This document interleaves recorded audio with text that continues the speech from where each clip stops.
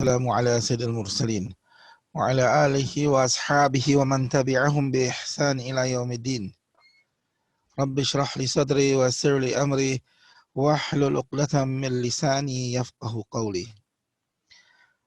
My dear respected brothers and sisters, Assalamu alaikum wa rahmatullahi wa barakatuhu. Just for records, today is Monday the 5th of October 2020, and we are doing fiqh at the Barakwood Our Foundation. So just a quick reminder of what we would have done last week. Last week we touched on the topic of Qiraat, and we mentioned about the different laws pertaining to the recitation of Quran. When would the recitation of Quran be compulsory upon a person? That is, with respect to the rak'ah that it is compulsory, and the rak'ah that it is not compulsory. And we indicated that, for instance, the first salah, the first two rak'ah of the first salah, the recitation of Quran will be considered as compulsory.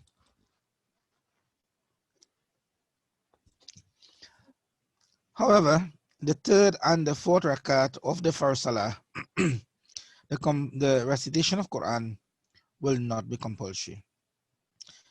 The other rakah of the different types of salah, such as the witr, the sunnah, the nawafil, recitation will be compulsory in each of those rakah.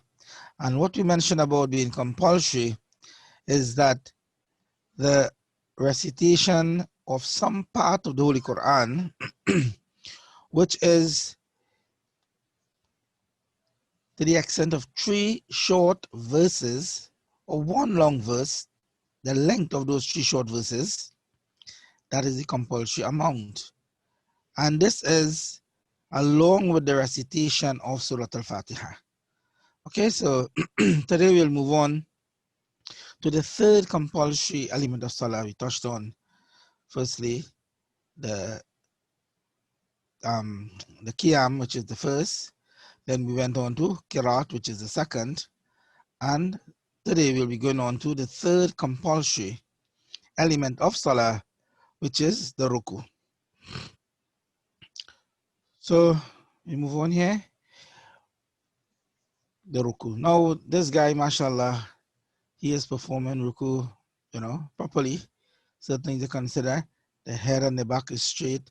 The body sort of forms a right angle, with the top part, with the trunk of the body. The hands are gripping to the knees. His eyes, probably should be facing toward between the toes. Understand? So the gaze really supposed to be between the toes there. This is how Ruku is normally performed. So let's look at some of the laws pertaining to Ruku. Ruku is the act of bowing one's head and back, at least to such an extent that while standing, the hands, when let down, can reach the knees. So what this law really tells us is that if a person bends to such an amount, such that if someone just left the hands loose, it will touch the knees and it can reach the knees, then we say that the ruku will be considered as being fulfilled to the least amount. Now, being done to the least amount doesn't mean that he has performed a proper ruku, but we can say at least he would have fulfilled the requirement of the ruku. So suppose now a person has an injury to the back, and I'm speaking about a male here, because for a female, for instance, she has a different level and different extent of bowing than that of a male. So let's, for instance, say a male, he got his back damaged. And as a result of that, he cannot bend like this guy on top here, where the back is straight, it forms a right angle. Like if you notice here, there's a right angle. But he can just bend slightly such that he can, the hands can touch the knees. We say that the ruku can be considered in such a case as being fulfilled. Let's read the next part. However, the complete form of ruku is achieved by bowing one's head to such an extent that the back becomes level. So you bend at the trunk, you bend at the waist, and the back tend to level off straight. You know, I mean, they say we are human beings, and there may be a little curve on the back, but to the best of our ability, we should try to get the back as straight and flat as possible. Okay.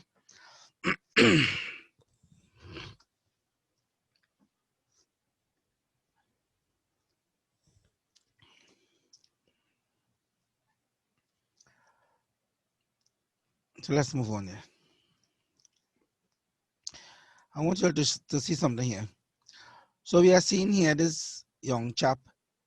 He is performing the ruku properly in the sense that the body is straight as much as possible. He's trying to straighten the back, right? And the head is almost straight to the level of the back. Okay. So, and his gaze really supposed to be facing between his toes.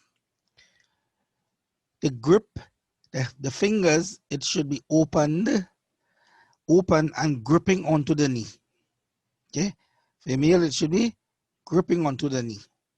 Not just resting. I'm talking about a proper ruku. I'm not speaking about, okay, whether it fulfill the law, the least requirement or not. Yes, it would if it just touched the knee. But in this case here, you see the fingers are open. That's what you're looking for, right?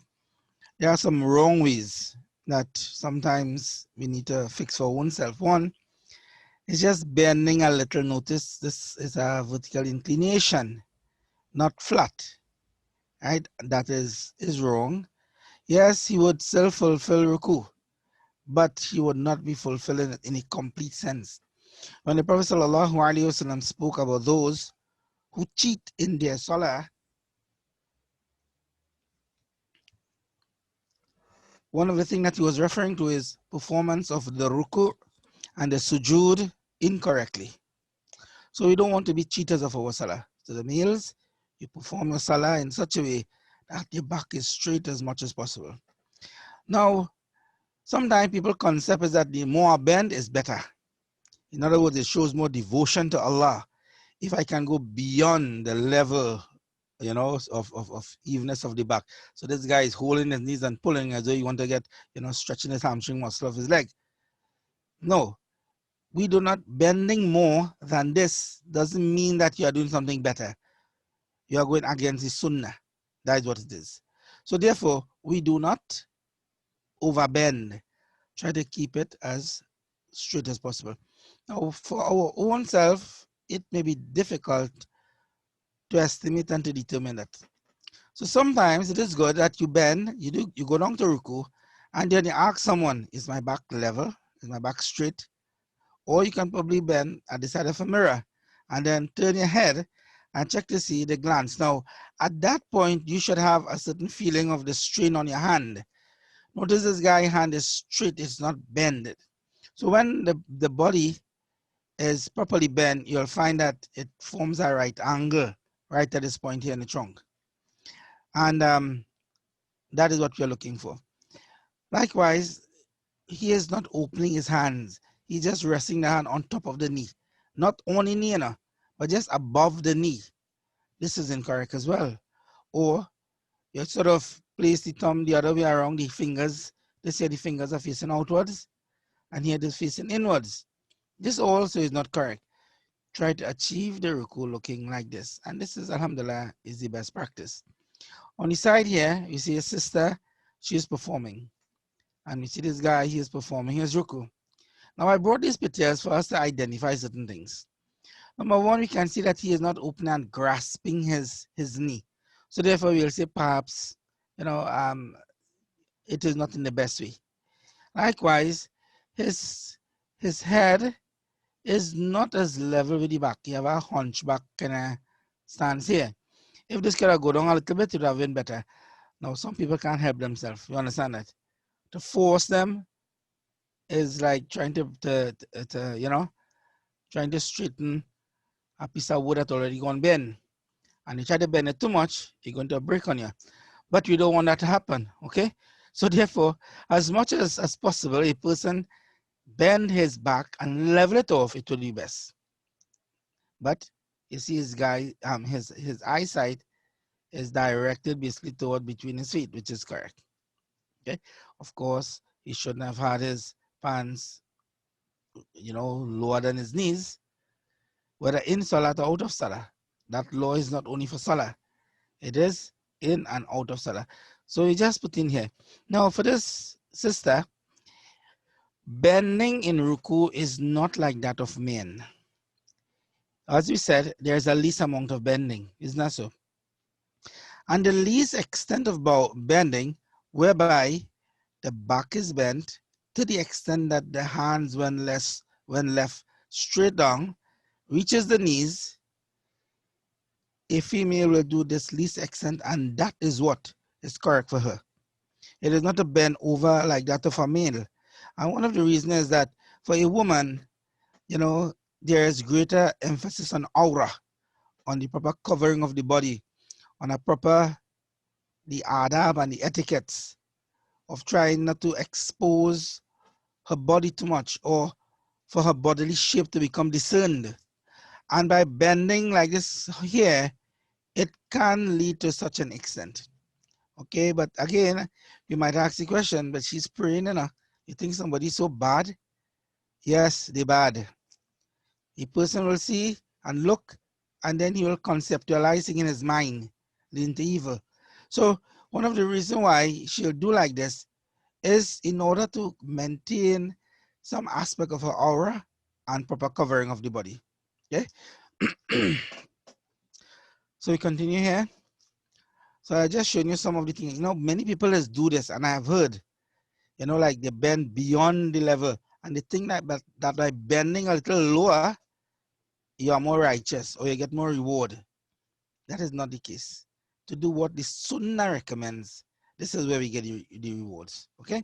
So yes, we have what is the actual. We have what is the actual farz of it, which is the bend to such an extent that the hands can touch the knees. But for a male, he should try to do it properly, such that the sunnah of ruku is fulfilled, and the person will not be considered as though he is a cheater in the salat.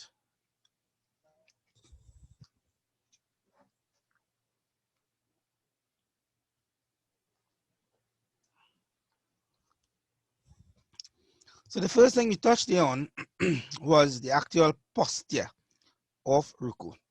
What constitutes the ruku itself? Further to that, the question arises, how long does a person have to stay in that posture in order for that to be considered as valid for salah? So this answers our question. It is compulsory to remain in the posture of ruku for at least the duration of reciting Subhanallah thrice.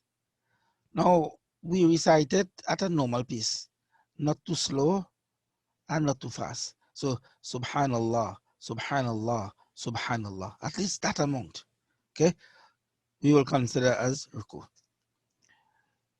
If one performs ruku while sitting, then he must bow his head and back, at least to the extent that his forehead becomes vertical in line with his knees. So a person, for some Sharia reason, let's assume he is sick, he's allowed to sit and perform salah. And when we spoke about sitting earlier on the discussion of Qiyam, the law as regarding standing, we mentioned that if a person is sick and he has the inability to stand, then he can sit. The first preference being, of course, in the tashahhud position, that is on the ground, as we would normally perform when we are reading our at-tahiyat.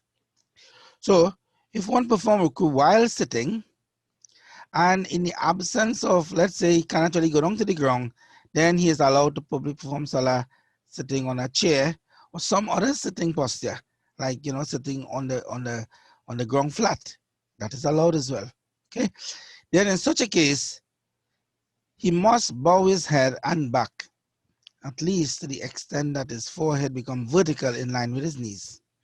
So you bend a bit such that the forehead and the forehead and back, it bends to such an extent that his forehead becomes vertical in line with his knees.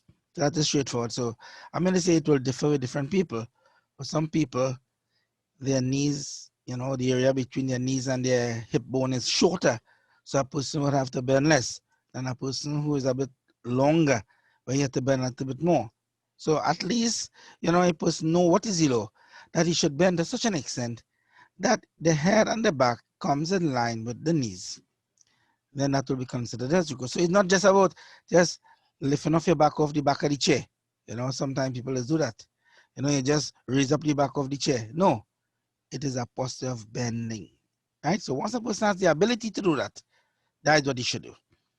Of course, the Sharia has allowed that if for some reason he cannot even do that, then just move a little bit and just move a little bit more, lowering a little bit more for that of sujood. Let's continue. Ruku continues. If one performs ruku by the sign with his head, then he will make the sign of ruku higher than that for sujood, whether in the standing, sitting, or lying position. So again, if a person performs ruku by the sign of the head, this is the key thing here, then he will make the sign for ruku higher than that for sujood. So sujood will of course be a bit lower. And this will be applicable whether in standing, in other words, a person cannot even go down to the ground, he cannot even bend for ruku, he has to remain standing. Okay, even in that position of salah, while he is standing, for ruku he bend his head a bit, and then for sujood he bend it a little bit more. If you're sitting, whether on the ground or on a chair, the lighting, likewise, he will bend the head a bit for ruku and a little bit more for sujood, as well as in the lying position, as we had discussed earlier. Continuing, a person who is hunched back to the extent that while standing, his hands, when let down, touch his knees, will bow his head as a sign of ruku. His natural posture of bowing of the back due to valid excuse will be considered as qiyam. So in this guy, if it is that, hunchback, basically, he is straight with the back and a bend this way, he has actual, it's not that he can stand up straight like this. Whilst he's standing straight, for him, the back take a natural bending position to one side. Now, when he has this natural bending, then what happens? The hands may automatically be touching or to that level of touching the knees, even though he did not even make an effort. Okay? So for such a person, he must do a little extra. So even though he is standing there, he can still touch his knees. For ruku to be considered as valid for him, what must he do? As is mentioned here, he will bow his head. So yes, he could still hold his knee, and he will bow his head a bit to show okay ruku, and of course a little bit more. Well, from there he should be going on into sajda. Well, let's assume he cannot go into sajda, then it will be a little bit more for the sujood. His natural posture of bowing of the back due to valid excuse will be considered as qiyam.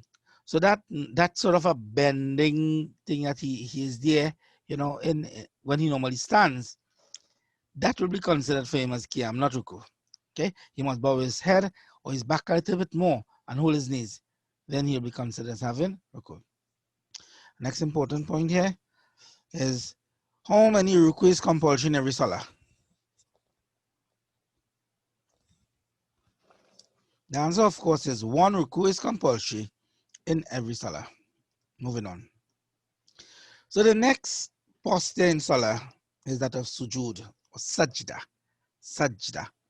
Now prostration, sajda, it comes from the verb sajada. Sajada, which means to bow, to prostrate. So what is sajda? Sajda is to prostrate by placing one's forehead upon such a surface that the forehead remains firm. Now, of course, it constitutes a compulsory element of salah. And it is to place the forehead, like when a person goes down to the ground, the head should be placed on something that is firm and that a person can even feel the firmness of the ground. So therefore, if you have a very soft, foamy type of bed or something like that, and a person stands and from Salah on top of that, and there is absolutely no firmness, when he rests his head, he's sinking a water bed, then there is no sajda. If there is a Salah mat, yes, it is soft and everything like that, but when you place your head on the ground, it goes beyond the softness. I mean, they say there's only how soft it could be, right? You have a layer of sponge or something, no problem. But you feel the firmness, we say fine, sajda is in order. But to perform on such a surface that is not firm, like a person say, you know what, I'm going to perform salah on your water.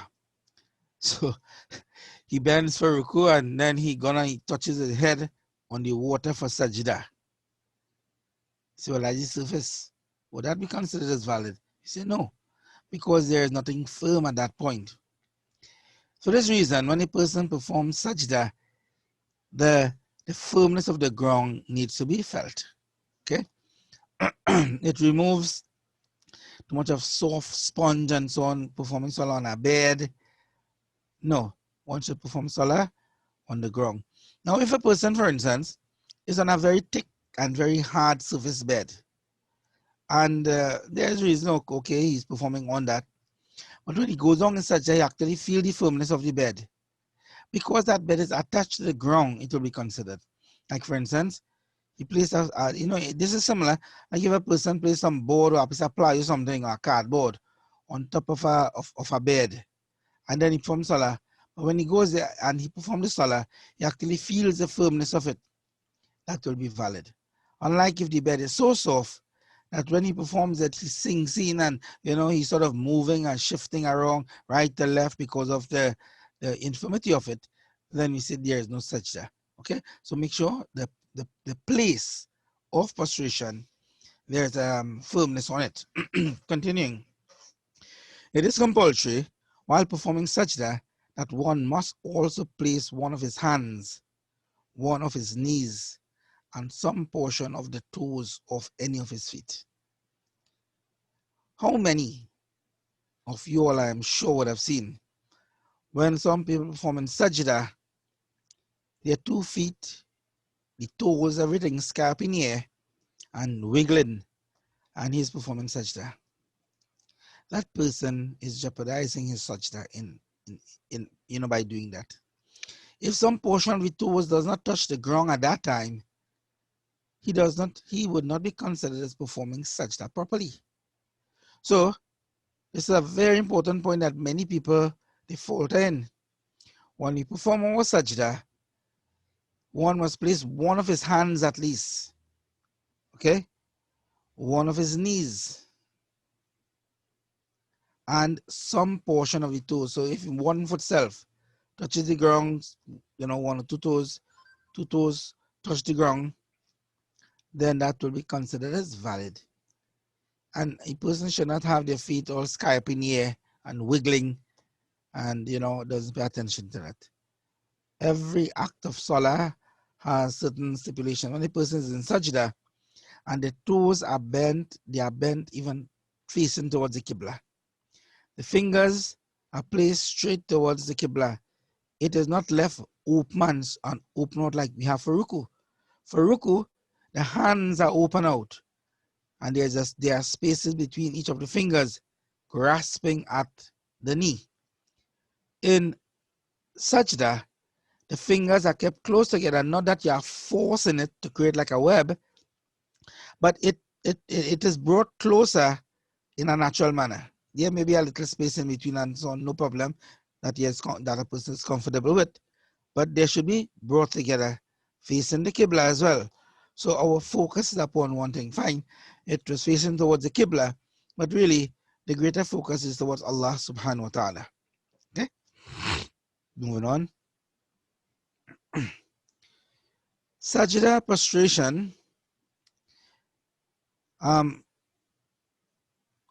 the surface upon which the forehead is placed. Okay, one thing was left out there before in that last thing, and that is the placing of the forehead. The forehead must also be on the ground or a portion of the nose, either the forehead or the nose. So that should be added to this. So either the forehead or the nose at least must be touching the ground. If no part of the head touch the ground when a person has the ability to do so, then the sajda will not be considered as completed. Right. Let's continue. The surface upon which the forehead is placed must not be elevated more than half the length of one's forearm. So if a person's forearm, that is from the fingers to the elbow really, that is about probably about 1 foot 14 inches, around that. We are saying here, the surface which the forehead is placed must not be elevated more than half the length. So let's assume it's about 14 inches. In other words, your place that you put in the head, it should not be more than like 7 inches higher than that of the general surface that he's putting. Like for instance, he bends down, the knees is on the ground, but then he is putting his head on a pirha. You know what a pirha? A small little flat stool, a piece of and such a pirha, which is such a stool that is more than 7 inches. Okay, so it should be at least half and lesser. So if it's about 5 inches, mashallah, it will be good. But it is always best to perform on the same level of the ground that one is performing salah. But you know, sometimes because of crowds and places that we go, we don't have that. So therefore we might perform salah in one surface, and there is a little high rise, probably about a few inches and so on, where we might have to put our head. No problem with that, so long as that it is not more than half the length of one's forearm. And I give you an estimate, probably about 7 inches. Okay. However, in the case of crowd, it will be permissible to make sajda on the back of one who is performing the same salah. So he's speaking about performing. Let me take this here. Right? I was looking for hunchback to show you all. It's like, you're performing salah on such a surface that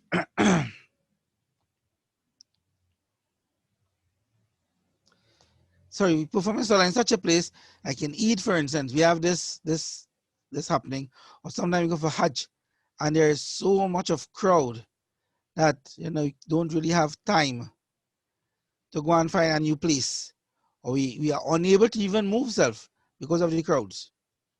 Then in such a case, a person will perform salah, but in the performance of salah is about a 1 foot to a foot and a half in front of you. You're unable even to reach the ground with that.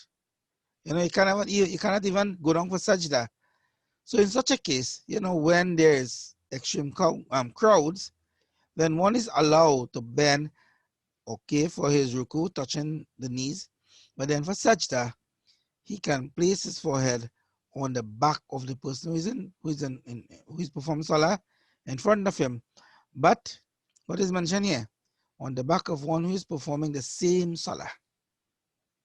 Okay? The same salah who is in front of him. If it's another salah, well, then there's the ikhtilaf on that. So if like in Jamaat, for instance, everybody stand together, then definitely it will be the same salah because you're following the imam in a salah. But if you do not know what the other person is performing, and you decide to perform salah in a very crowded area, and time for sajda, you put your head on his back, then it may not be considered as valid. And in this way as well, you would have a sort of a chain. You placing your head on the back of a person, and the person that is the person who is at the back of you, that person also place his head on your back, and like that. Especially like, as mentioned, like in your rawda, you hardly have space to even, you have probably 1 foot in front of you. When you stand up, you're feeling crowded, but you want to perform your 2 rakats there, right? As in your rawda, in the haram in Mecca. So therefore, this is one option that can be done. But the problem is, that is for when the first salat is going on. If you are performing sunnah and this type of thing, then try to reach the ground. Otherwise, you won't have no salah. Okay? Now, or you can even sit down and perform your salah at that point, because even, with nafil and sunnah, you're allowed to perform your salah sitting.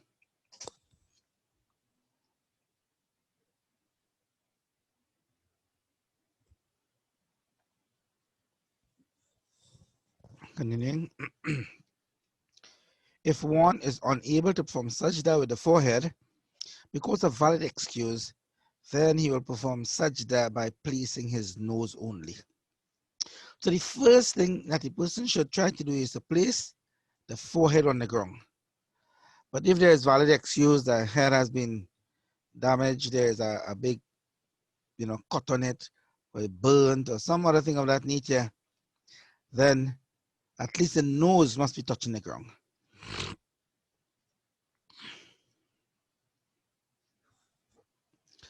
Okay, this is extremely important. If one is unable to use his forehead and nose, then you will make sajda by a sign of the head, making the sign for sajda lower than that of the ruku. Okay, we clear on that? Two sajdas are compulsory in every rakah, separating the both by a sitting posture, or at least a posture close to sitting. Now, close to sitting is that if you were to measure, like that angle you are when a person is sitting to the ground, that's the right angle again. So half of that is like 45 degrees. So to see the right angle, a person when he's sitting, he's in that posture, like a right angle. The knees are bent and he is sitting on the feet. So he's more like in a right angle position. So if when he comes from the sajda, he is like a 45 degrees and more, then that will be considered as a short sitting. If he is closer towards its sitting posture, that will be considered as a brief sitting in between. Okay? That sitting posture is called jalsa. That short sitting posture. This is what we will refer to as being the jalsa position. The final sitting in which we read at-tahiyat and so on, or the sitting in which we read the at-tahiyat, whether it be after 2 rakat or at the end of the salah, that is known as qa'dah. Qa'dah, the qa'datul ula and qa'datul akhirah. The first qa'dah and the second qa'dah. Right, that is compulsory as well. All right, let's continue. Two sajdas are compulsory in every rakah, separating the both by sitting posture, or at least a posture close to sitting. So if a person doesn't do that and you only perform one sajda and completes the salah will not be considered as valid. Moving on. It is compulsory to perform the ruku of a rakah before the two sajdas of that rakah. It is what? Compulsory. So you cannot perform the sajda and then stand up and perform the ruku. And that is, they say you don't see anybody doing that. There's a sequence of salah. But still, people has forget. And from standing posture, they were not in sajda. And then they started to think, I wonder if I perform my ruku boy, you know what, let me stand up and perform it, and then I'll perform. No. So a person, it is compulsory that the ruku be performed. If a person forgets, then he can perform the ruku, in an additional rakat or so. But those are additional maslas. I prefer not to go into that. It might be best him to just repeat the salah, okay, altogether. A person who is unable to perform ruku and sajda, nor is he able to perform them by signs of the head, whether standing, sitting, or lying, will not perform salah by the sign of other limbs and will perform qada of the misala. So in other words, what this is telling us is that if the head cannot move, not even to the extent of a slight movement to distinguish between ruku and sujud, you will not perform salah in that state. Even though you may have consciousness of your head, of your mind, You can open your eyes, you can see people, but you just cannot move your head. You have no strength. You have like a person totally paralyzed, but he can open his eyes and watch up and down, or even he can twitch his finger a little bit sometimes. In those situations, should he perform his salah by the movement of the eyes or by the lifting of the finger and then dropping it? This is telling us that if he cannot perform it with the head, then he cannot perform it to any other part of the limbs of the body. The head is the most distinguished part. This is what, when you bow, you actually, when the head is bowed, this actually is like the entire body in that posture, because the head is like the king of the body here in this case. So when that bows, the whole body submits before Allah subhanahu wa ta'ala and bows at the same time. Okay, so we have covered today basically the laws pertaining to ruku and the laws pertaining to sujood. Now note that these are not the complete laws. What we are referring to is the compulsory part of these things. And we must not be taken away by it by saying that, we haven't done the full thing. We have not done it. When we come to the sunnah and the wajib and those type of things of salah, that is when we will see everything coming into being. Okay? What are compulsory again? The compulsory element of the salah, it teaches us that these are the things that need to be done, the least requirement of the salah, for it to be considered as valid. Now, there were other laws that surrounded it, because the posture is compulsory. What regarding that posture is compulsory? Like sajda, some toes must be touching the ground. One of the hand at least. If you cannot touch the ground with your forehead, then at least the nose must touch the ground. Things like that. It is associated with compulsory. So, inshallah, these are some points. We refer to the book, the 5 Pillars books that I mentioned to you all from Darulum. Basically, they have been taken out from them. I have expanded wherever I see necessary, little demonstration and images and so on. But the actual contents come from that book. Okay, so you can use that, inshallah. So as we normally do, now it's time for some questions from you all and answers. So as you go along, I want you all to think about the answer, and this shouldn't take you long. It's some very simple answers, but it helps you think a bit, and it's a quick revision at the same time. So you have to write true or false. One ruku is compulsory in every rakah of salah. Right? You select, you think, do you agree with that? Agree? It's true. If you disagree, then it's false. If a person is hunchback, then ruku is not compulsory on him. He done touching his knees already, so he overs that. Do we agree with that or not? Okay. Third question. It is compulsory to remain in ruku for at least 3 tasbih, saying subhanallah, at least that. Or do we have to say the first subhana rabbiyal a'la instead of just saying subhanallah?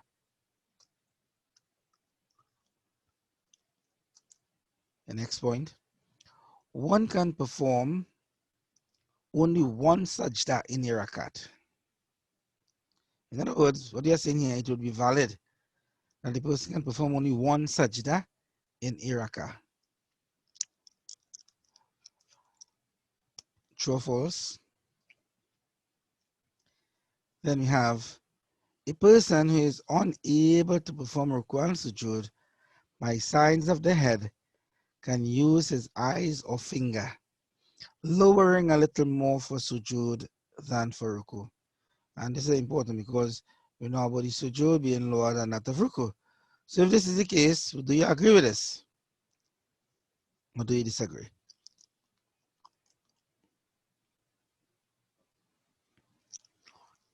So you all should have already written your answers there. Let's check and see. And I want you to correct yourself. So the first one, one ruku is compulsory in every rakat of salah. That is true. You don't perform 2 ruku in salah. If a person is hunchback, then ruku is not compulsory. Ruku is compulsory on every person. If he is hunchback, he would bend a little bit still, or he will bend his head for the ruku. It is compulsory to remain in ruku for at least 3 tasbih. We agree with that. So if you just go down there and before you can say subhanallah 3 times, the person goes down, touch and go. You understand? Then there is no ruku for that person. So at least he must be there for subhanallah, subhanallah, subhanallah, that length of time. One can perform only one sajda in rakat. Nope. You must perform 2 sajdas in each rakah. If a person does not perform 2 sajdas, then that salah will be considered as invalid. It will have to be repeated. And in this situation where it is to be repeated, we cannot perform the sajda forgetfulness and compensate for it. A person is unable to perform ruku and sujood by signs of the head can use his eyes or finger, lowering little more for sujood and for ruku. We just now dealt with this, right? And he mentioned, no, he must move the head. So he cannot just use his eyes or his fingers. If the head could move, then he is in order. He can do that. If not, then there is no salah. So we'll have to disagree with this point. So some basic things. I'm almost sure that everybody, if you're supposed to almost get everything correctly, that is not a difficult thing. Right? And that is our fiqh for today. It's 5:15. I'm 7:15. Inshallah, it'll just take a few minutes, right? 2 minutes, and just drink something and so on, and we'll start back with the Arabic. Okay, inshallah.